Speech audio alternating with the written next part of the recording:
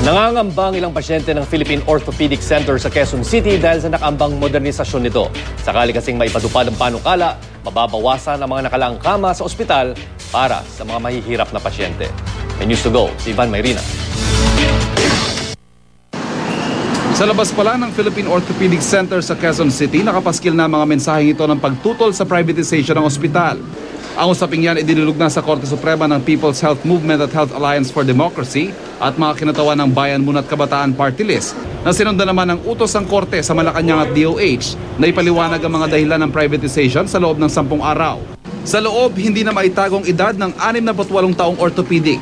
Sakay sa isang ospital na tumutugon sa mga sakit na may kinalaman sa buto, kalunos-lunos ang pagsisiksika ng mga pasyente sa mga ward. Ang ilan nga, nasa hallway na lang. Naabutan din namin ng nursing aid attendant na si Marilyn, naglilinis ng specimen bottle na ito. At sa likod niya, may mga surgical glove na nakasampay. Bis na itapon, tinatabi namin, binubuksan na tapos bababad. Kasi po, hindi kaya ng pasyente pag bumili. Ang sitwasyong ito ang nais baguhin ng planong modernisasyon sa ospital. Batay sa memo ng Department of Health, dadagdagan ito ng mga makabagong pasilidad at magkakaroon ng computerized operations.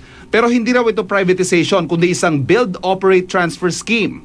Ibig sabihin isang pribadong kumpanya magpopondo sa modernisasyon na aabot sa 5.6 billion pesos. Ito rin ang nilinaw ng palasyo.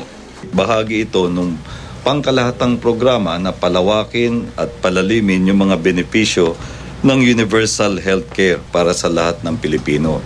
Sabi ng DOH, magiging mahigpit naman daw ang gobyerno sa pagsigurong mananatiling abot kaya ng nakararaming pasyente ang serbisyo sa ospital.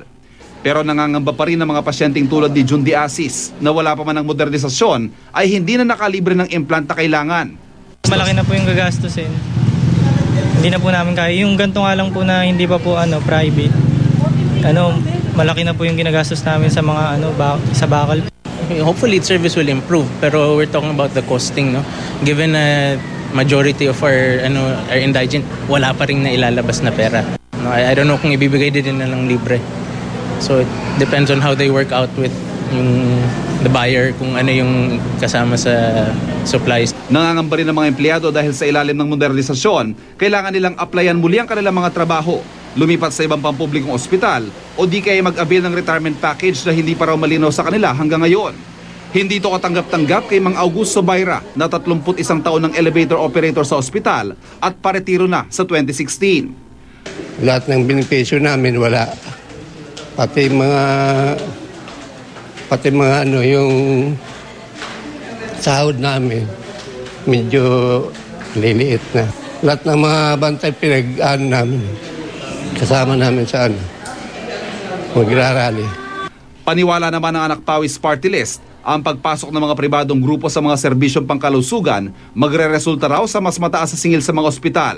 At nangyari na raw ito halimbawa sa 6 na pampublikong ospital sa Maynila kung saan 5 nagsimula ng maningil sa mga serbisyong dati ay libre.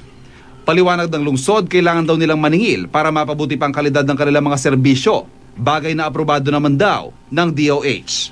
Ivan Mayrina, GMA News.